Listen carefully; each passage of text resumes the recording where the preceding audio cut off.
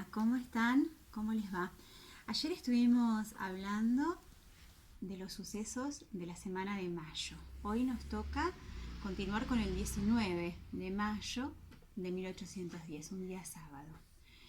Conversamos un poquito acerca de lo que significaba colonia. Nosotros, nuestro territorio, este virreinato, era colonia de España. España no fue el único país que tenía territorios colonizados. Si te fijas un poco, acá nuestros vecinos, Brasil, hablan en portugués, lo que nos da la pauta de que fueron colonia de Portugal, ¿sí? Pero también tenemos otros territorios que hablan otros idiomas, por ejemplo, inglés, francés. Eso nos hace ver que fueron colonia de otros territorios también europeos. El tiempo colonial era un tiempo muy diferente al nuestro. Y la sociedad colonial estaba dividida de una forma bastante particular de la cual hoy quiero conversar un poquito con vos. Mira, en principio estaban los españoles. Los españoles eran aquellos pobladores que habían nacido en España, en Europa, ¿sí? Eran quienes tenían mayor poder. Eran ricos, acaudalados, tenían educación y eran dueños de grandes extensiones de territorio, tenían mucha tierra para producir, ¿sí? Después de ellos, después de los españoles, en la sociedad colonial seguían los criollos.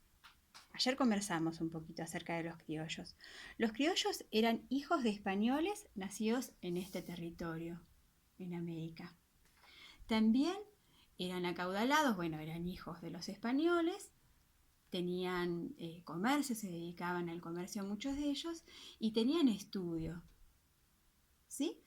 Después de los españoles seguían los criollos y después de los criollos vamos a hablar de otro grupo social del tiempo de la colonia, los indígenas.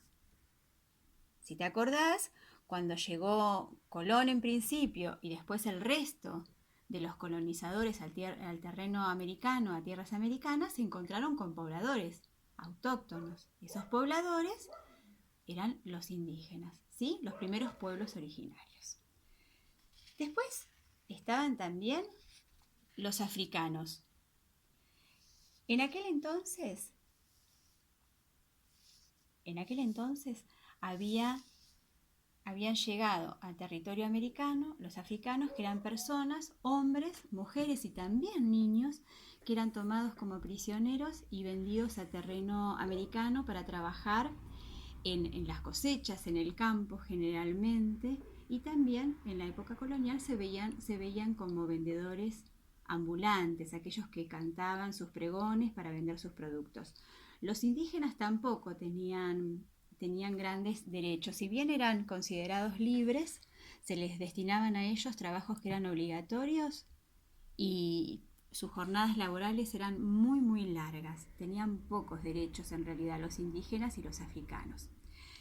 Y después estaban aquel grupo denominado mestizos, ¿sí? Que quiere decir que eran provenientes de la unión de algunos de estos otros que ya mencionamos, ¿sí? Los mulatos eran hijos de criollos o españoles y negros, ¿sí? O africanos. Y después están los zambos, que eran hijos de indígenas y de africanos, los mestizos. Así estaba dividida en aquel entonces la sociedad. ¿De acuerdo? Bueno, vamos a ver entonces qué ocurrió el 19 de mayo. El 19 de mayo, acordate que veníamos del 18, que había sido una jornada larga donde los criollos habían comenzado a reunirse. Esa madrugada los encontró discutiendo y analizando cómo proceder para seguir dando forma a esta idea de que Cisneros ya no nos podía seguir gobernando. Entonces, le pidieron, estos criollos reunidos allí, le pidieron a Cornelio Saavedra y a Manuel Belgrano que fueran a hablar con el alcalde Lezica